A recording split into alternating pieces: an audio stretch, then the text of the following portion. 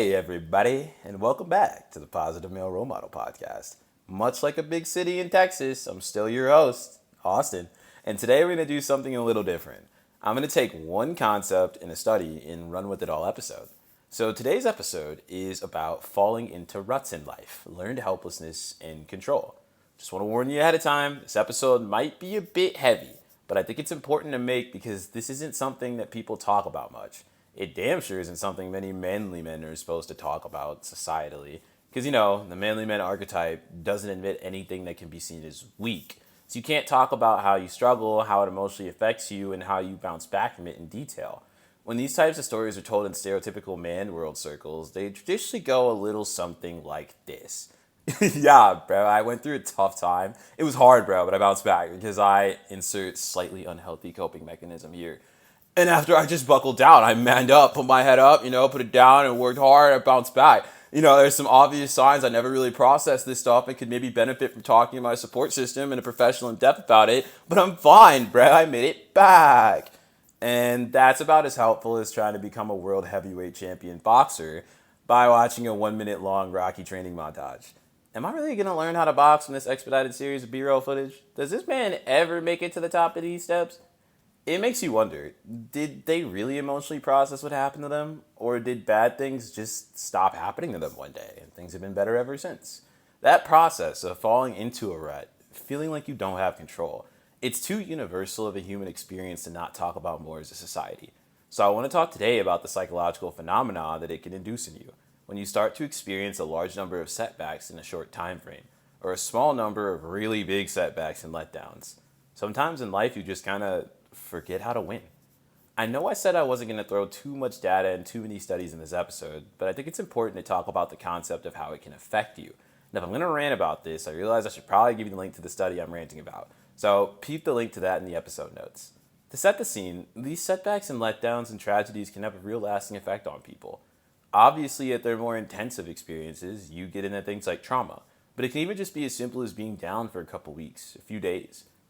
So what is learned helplessness? It's a mental state in which an organism forced to bear aversive stimuli, or stimuli that are painful or otherwise unpleasant, becomes unable or unwilling to avoid subsequent encounters with those stimuli, even if they are escapable, presumably because it is learned that it cannot control the situation. It's about responses to failure. To summarize that, it's when you start to feel, because of how many things you've ran into, how many times you've faced failure, how many times you've been hurt by something, you kind of start to avoid dealing with the situation, even if you actually might have been able to do something about it if you did exercise control. So the concept was first written about in the late 1960s. These two researchers named Martin Seligman and Martin Sayer, I believe, were looking into this phenomenon.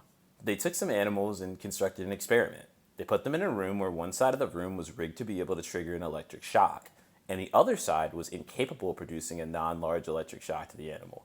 They separated these two halves of the room with a small fence that the animals were physically capable of jumping over to get from one half of the room to the other non-shock part.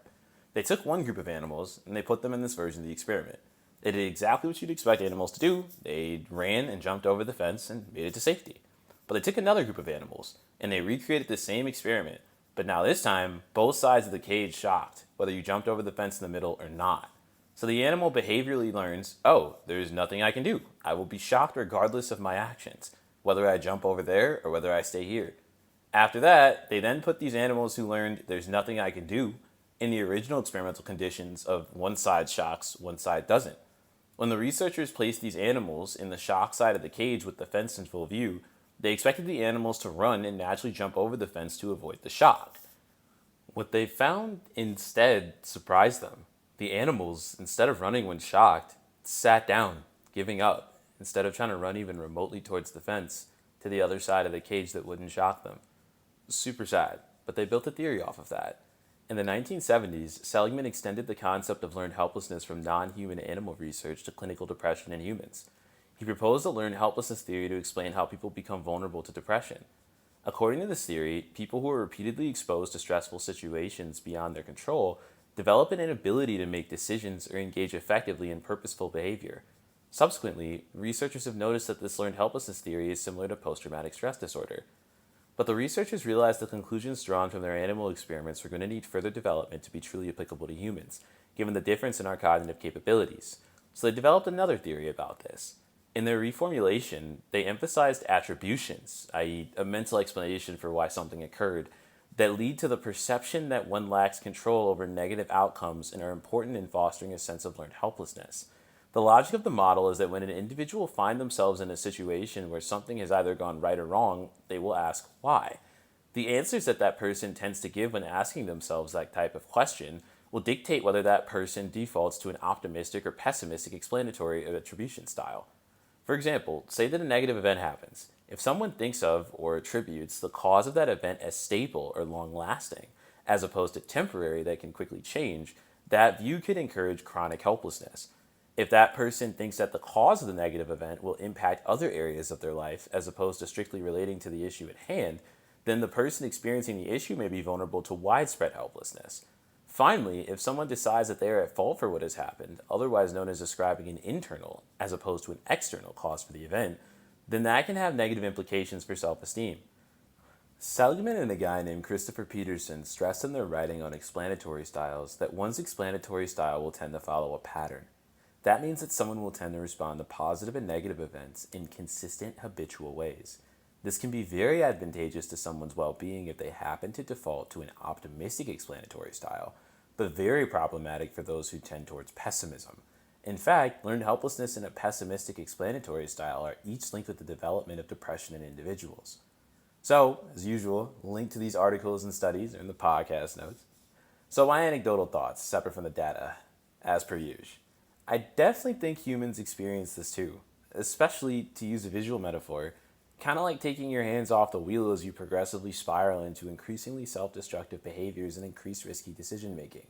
You know that one sibling or family member or best friend you have that's been in a rut ever since that one thing happened, where you want to help them and can see some things that would help, but they're just not ready to do that yet? In some cases, this may be what's happening. I know I can relate to this. I'm very much a creature of momentum. All my friends in real life know this about me. When I'm on in any competitive sport, any game, whatever, nobody can touch me. I am unstoppable. But when I'm off, I feel like I can't buy a buck. Many a game of Pong in college was me completely shooting people off the table for a whole day. And then 1 week later, after I bomb a test, I'm out there looking like Tony Snell. 0 shots made out of 10. It's a complete cardio game. I scored nothing for the team. People who didn't see me play last week, like, Austin trick y'all, man. He just throwing the ball acting like he playing offense. But I struggled a lot with depression in college, and I noticed the ways that showed up in a lot of things I did, especially in my ability to believe I could overcome certain challenges, weather difficult times, and come out on the other side.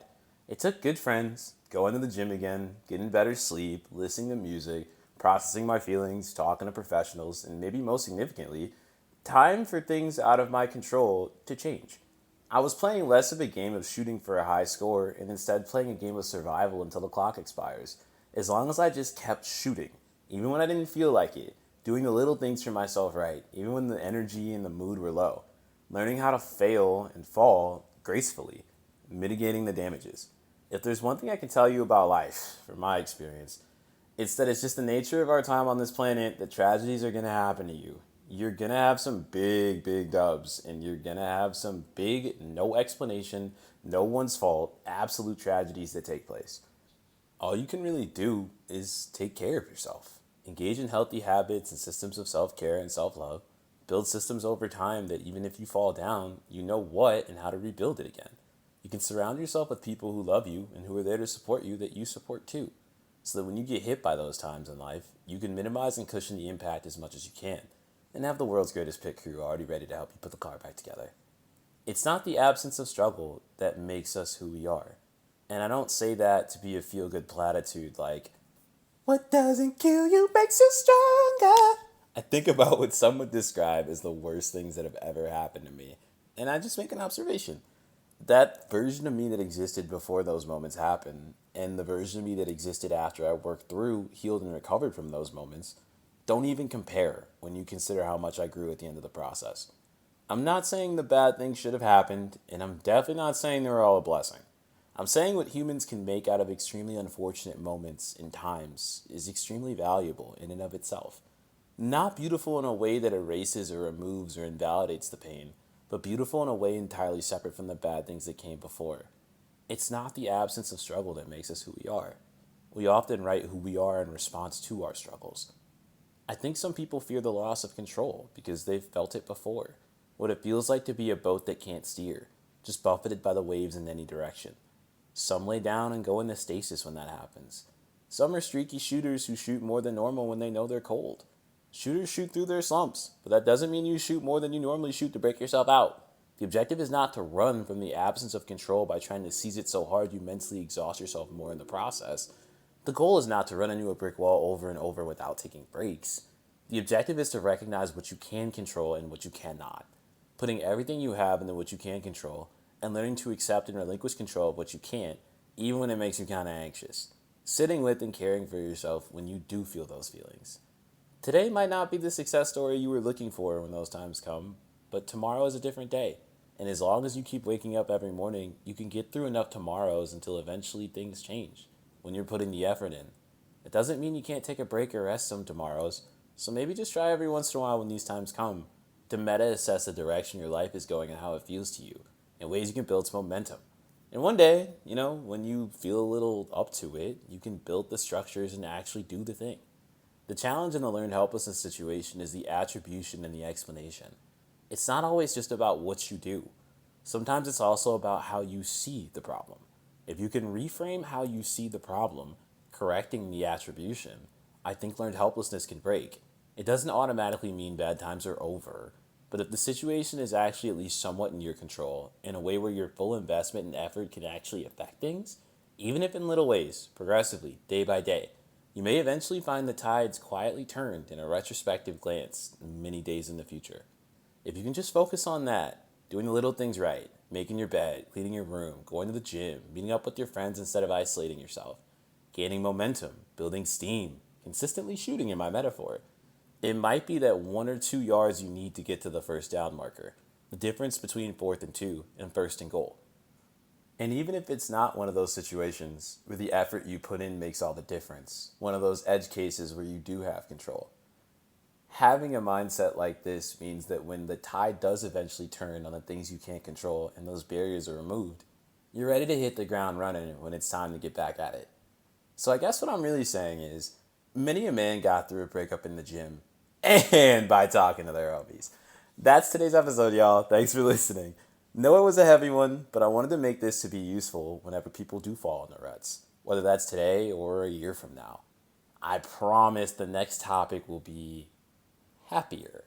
But for a bit of a pick-me-up on the way out, these lyrics are from 2 songs I really love right now, and I kind of feel like they relate. They're by a guy named San Holo. So he says, listen to the silence in the noise. Think about the beauty in the world. Tiny flowers on the side of the road. When all of your doubts turn skies into clouds again. If you're feeling small, you're not alone. Don't look down when life gets too loud. All right, peace.